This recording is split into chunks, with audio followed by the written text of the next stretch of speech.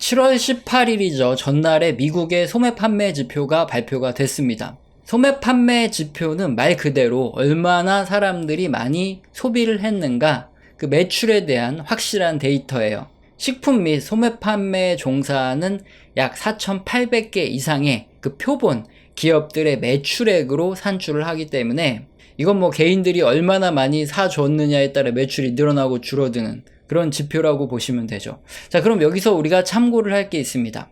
이 소매 판매액 지표는 매출액이라고 말씀을 드렸잖아요. 그래서 인플레이션이 그대로 다 반영이 됩니다. 실제로 작년에 제품이 하나 팔렸는데 올해 또 실제로 제품이 하나가 팔려요. 그런데 올해 물가가 많이 올라서 30% 정도 가격이 올랐다 그러면 이 매출도 30% 늘어나죠. 즉 소매 판매는 매출이기 때문에 인플레이션이 늘어나서 이게 매출액이 늘어나면 그대로 실질적으로 개수는 한 개 팔렸지만 가격이 오른 만큼 소매 판매액이 증가한 것으로 표기가 됩니다. 자, 그러다 보니까 우리가 경제를 제대로 이해하려면 지금 수량이 얼만큼 팔리고 인플레이션이 얼만큼 올라가고 있다, 이런 것들을 알려면 반드시 함께 봐야 될 게 있겠죠. 뭐냐? 바로 소비자 물가지수라는 겁니다. 이게 소비자 물가지수 차트인데요. 기본적으로 만약에 수량이 동일하게 계속 한 개만 팔린다 그러면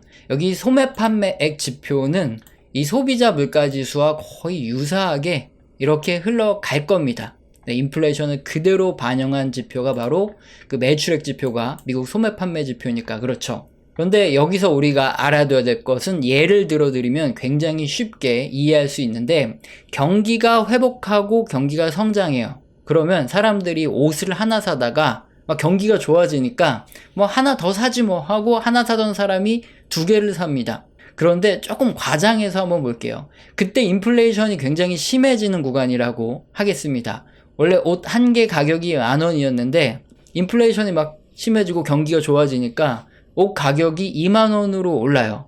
인플레이션율은 100%죠. 굉장히 세게 올라가는 겁니다. 그런데 경기가 너무 좋아지니까 사람들이 옷 가격이 10,000원에서 20,000원으로 올랐어도 그냥 두 개 사는 거예요. 자, 그렇게 되면 매출액은 어떻게 되죠? 처음에 10,000원짜리 한 개가 팔렸었던 때 매출이 10,000원이었는데 이게 두 벌이 팔리는데 인플레이션까지 더해지니까 옷 한 벌에 20,000원짜리가 두 개씩 팔려요. 그러니까 40,000원으로. 매출은 거의 4배 가까이 늘어나게 됩니다. 그래서 경기가 회복되고 성장하는 구간에는 소매 판매액은 물가 상승률보다 훨씬 더 빠르게 늘어나는 그런 특징이 있습니다. 그래서 소비자 물가지수와 소매 판매 지수를 함께 이렇게 비교를 해 봤는데, 이게 2009년부터 경기가 본격적으로 회복됐죠. 금융위기가 2008년에 터지고 나서 그때 이 소매 판매액 보시면 물가 상승률보다 훨씬 더 빠르게 올라가요. 마찬가지로 2002년 이후에 경기가 회복되는 구간에 파란색의 소매 판매액이 훨씬 더 빠르게 올라가고, 코로나 때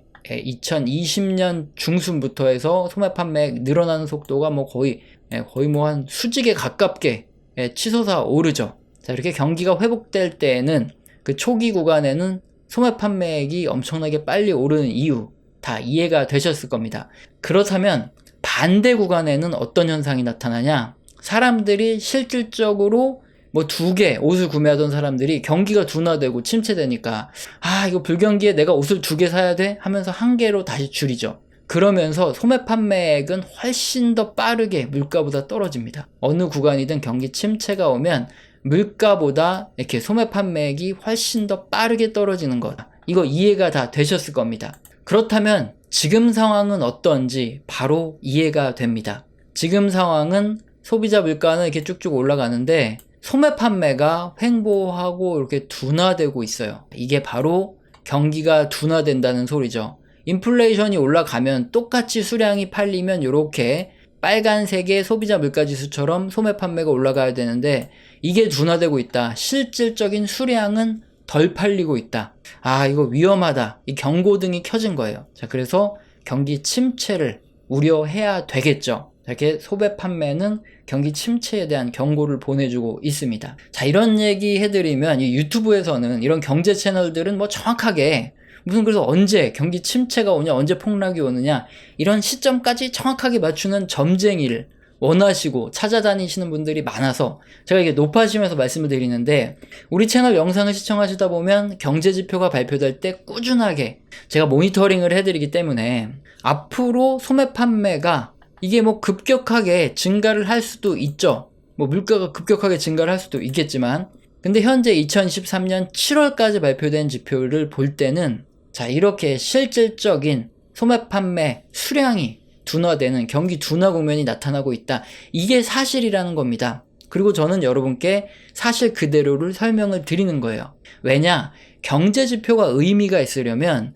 사실 그대로를 여러분이 아셔야 의미가 있는 거예요. 어느 시기든 특정한 경제 지표를 보면은 경기가 좋아지는 것 같고, 또 그 반대되는 경제 지표도 나와요. 최근에 우리 채널에서 설명해 드렸던 이 미시간대 소비자 심리 지수 보면은 이게 바닥을 찍고 올라오는, 즉 소비가 앞으로 증가를 할 것 같은, 즉 경기가 회복될 수도 있을 것 같은 이런 흐름을 보여줬어요. 그래서 제가 뭐라고 말씀드렸죠? 이제 다른 경제 지표들은 이게 둔화를 말해주는 경제 지표들도 많다. 그렇기 때문에 나머지 지표들 다수에서 경기 회복 신호가 나와야 정말 실제적인 경기 회복이 나오는 거니까 그땐 사실대로 말씀드리겠다.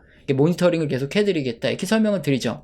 이렇게 객관적으로 설명을 드리는 게 아니라 특정한 의도를 가진 어떤 뭐 분석가, 사실상 뭐 선동가가 맞겠죠. 그런 사람들은 어떻게 얘기를 하죠? 다른 지표는 하나도 설명 안 하고, 이런 뭐 소매 판매라든가 이런 거 설명 안 하고 미시간대 소비자 심리 지수 요거만 보고 선동을 하는 거죠. 자, 봐라. 이게 바닥을 찍고 이렇게 올라갈 때 경기가 회복 구간 아니냐. 지금도 바닥 찍고 올라간다. 자, 이때 경기가 회복되니까 주식 사라. 지금 아니면 이제 더 이 낮은 가격에 살 기회가 없을지도 모른다. 이렇게 말을 한다는 거죠. 자기가 말하는 것만 그 뒷받침되는 경제 지표만 쏙 가져다가 그것만 말하는 사람들이 있을 수 있다는 거예요. 그래서 그런 식으로 설명하면 경제지표는 의미가 없어요. 있는 사실 그대로 다른 경제지표들도 다 객관적으로 설명드려야 돼요. 다수 지표들을 다 설명드리고, 그러니까 역사적으로 볼 때 확률적으로 어떻게 될 확률이 높다, 이렇게 설명을 드리는 게 이게 맞는 거라는 거죠.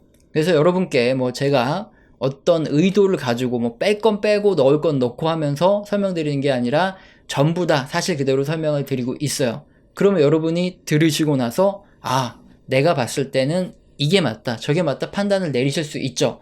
물론 저도 제 원칙에 따라서 제가 어떻게 하는 게 맞겠습니다, 이런 제 의견도 설명을 드려요. 그렇기 때문에 여러분 참고를 하실 수 있는 거고, 전 그래도 최대한 객관적으로 다 설명드리고 있다, 요 부분 설명을 드리는 거지, 무슨 제가 점쟁이처럼 어떻게 된다 뭐 이런 것들 맞출 수 있어요? 없습니다. 확실히 기억을 하셔야 되고, 자, 그러면 이제 소매 판매의 세부적인 내용을 좀 더 보면서 여러분들께 객관적인 판단을 내리실 수 있게, 또 명확한 판단을 내리실 수 있게 설명을 드려보도록 하겠습니다. 자, 이게 소매 판매의 세부 자료예요. 이게 자동차 및 부품 판매 같은 경우 보시면은 이게 사실은 2021년에 최고로 많이 팔리고 최근까지 박스권을 못 벗어나고 있습니다.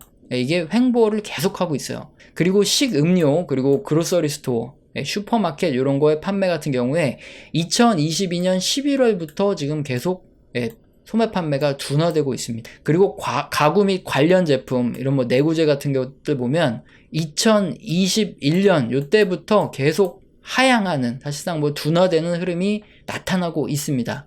이렇게 전반적으로 세부 품목에서 소매 판매액이 상승하지 못하고 둔화하고 있기 때문에 지금 발표된 소매 판매가 이렇게 횡보를 하고 있는 거예요. 자, 그런데 우리가 여기서 또 하나 아셔야 될 게 있습니다. 이게 미국의 소매 판매가 둔화된다, 이거는 미국만의 문제가 아닙니다. 미국으로 수출 비중이 높은 국가들 있죠. 뭐 우리나라도 그렇고 동남아 국가들, 그리고 중국도 그렇고 이런 국가들에 큰 영향이 미쳐요. 자, 뭐냐 하면은 여기 그림이 미국의 수입, 파란색이 미국의 수입이고 붉은색이 우리나라의 수출 증가율입니다. 거의 유사하게 움직이죠. 이 말은 미국이 수입을 많이 해줄수록 우리나라 수출이 늘어난다는 소리입니다. 우리나라는 수출로 먹고 사는 나라고 코스피도 수출과 굉장히 밀접하게 움직여요. 미국의 수입이 둔화되면 앞으로 우리나라의 수출도 둔화될 수 있죠. 그래서 여기서 보는 것과 같이 한국의 수출 증가율과 미국의 소매 판매 증가율을 보시면 미국 소매 판매 증가율이 늘어날 때 수출 증가율이 급격하게 증가하고, 미국 소매 판매 증가율이 줄어들 때는 수출 증가율도 굉장히 민감하게 반응합니다. 그런데 지금 그림처럼 미국의 소매 판매 증가율이 지금 점점 떨어지고 있어요. 한국의 수출 증가율이 앞으로 더 떨어질 수도 있기 때문에 자, 이런 거는 조금 우리가 생각을 해봐야 돼요. 앞으로 이런 좀 악재적인 부분이 계속 나오고 있다. 우리나라 입장에서도, 우리나라 주식시장도 그렇고 수출 입장에서도 안 좋다. 이건 우리가 알아둬야 되겠죠. 그렇게 계속 미국의 소매 판매가 횡보하고 시원하게 증가를 하지 못하면, 잘못하면 글로벌 투자 자금이 미국보다 우리나라부터 해서 신흥국, 중국, 동남아 국가들에서 먼저 빠져나갈 수도 있다. 그렇기 때문에 미국 소매 판매는 계속 모니터링을 해야 되겠죠. 계속 횡보한다 그러면 아쉽지만 우리나라 증시가 좀 안 좋을 수 있다는 부분은 감안을 해야 되겠죠. 이론적으로 보면 미국의 소매 판매는 미국 내 산업 생산되는 물량, 그리고 해외에서 수입을 한 물량이 결정을 할 겁니다. 그리고 이렇게 장기적인 산업 생산과 소매 판매의 흐름을 한번 살펴보면 경기가 회복될 때 그 시기에는 산업 생산이 항상 이렇게 좀 과잉하게 올라가죠. 어느 구간이든 다 마찬가지로 경기가 둔화되고 경기가 회복되는 구간에는 이렇게 산업 생산이 항상 훨씬 더 소매 판매보다 더 과잉하게 올라갔어요. 어느 구간이든 마찬가지죠. 자, 그럼 우리가 알 수 있는 게 있죠. 이렇게 생산이 과잉해지면 뭐가 많이 쌓이죠? 재고가 많이 쌓입니다. 그런 상황에서 소비가 뭔가 좀 둔화되는 이런 흐름이 나타나게 되면 곧바로 기업들은 생산을 줄여야 되죠. 지금 안 팔리는데 재고가 이렇게 많이 쌓여 있는데 그걸 더 찍어낼 수는 없잖아요. 그러니까 생산을 줄입니다. 그러고 나면 투자도 줄어들고 고용도 줄여야 되고, 그러면서 역사적으로 경기 침체가 이렇게 왔어요. 이게 닭이 먼저냐 병아리가 먼저냐 이런 문제긴 한데, 어쨌든 소매 판매가 먼저 줄어들어서 생산이 줄어드는 경우도 있고, 아니면 특정한 어떤 사건, 리먼 사태가 터지건 하면서 동시에 산업 생산이 먼저 줄어들고 소매 판매가 좀 뒤에 줄어드는 경우도 있습니다. 근데 어쨌든 이렇게 산업 생산이 증가하다가 둔화되는, 더 이상 증가하지 못하고 감소하게 되면 그때는 이제 경기 침체, 둔화가 올 수 있으니까, 이게 중국발 부채 위기도 그렇고 코로나도 그렇고 주의해야 된다는 건 확실한데, 자, 지금 구간이 어떻죠? 지금은 소매 판매도 둔화되고 있고 산업 생산도 고점 찍고 지금 안타깝지만 떨어지고 있어요. 경기가 둔화되고 침체가 올 가능성이 굉장히 높은 이런 구간들이 펼쳐지고 있다.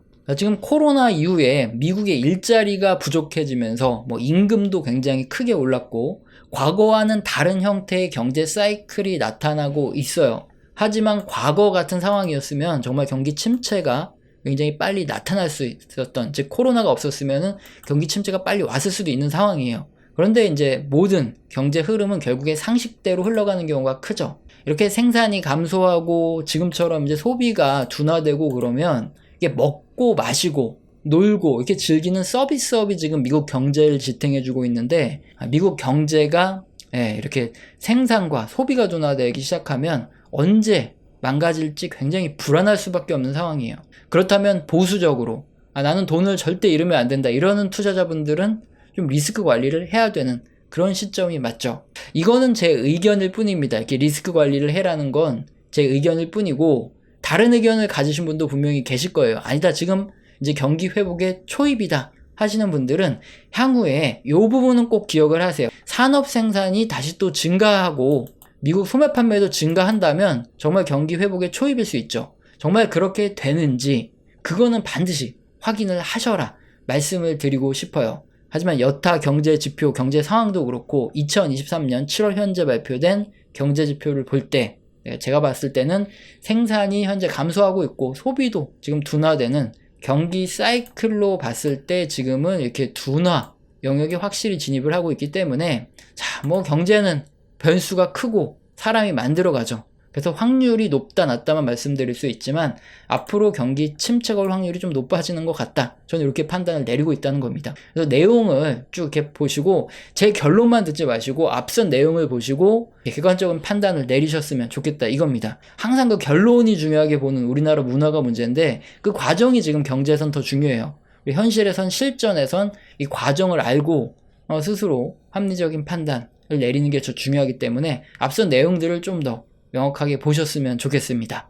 우리 채널에서는 영상 시청하시고 도움이 되셔서 후원 주시는 감사하신 분들이 계시죠. 뭐 간헐적으로 계신데 제가 말로만 감사합니다라고 때우지 않죠. 제 소통을 제대로 합니다. 한 달 교육을 하고 매주 진행하고 있어요. 여기서는 거시경제의 사이클뿐만 아니라 각 산업의 사이클, 거기 속한 뭐 종목, 기업들에 대한 등락에 대한 이야기도 나오죠. 방송에서는 하지 못하는 그런 얘기를 소통을 하고 있기 때문에 영상 하단에 설명란 읽어보시고 해당되시면 메일 주시길 바랍니다. 오늘 영상도 마음에 드셨다면 구독과 좋아요는 꼭 눌러주시고 지속적인 시청 부탁드립니다. 감사합니다.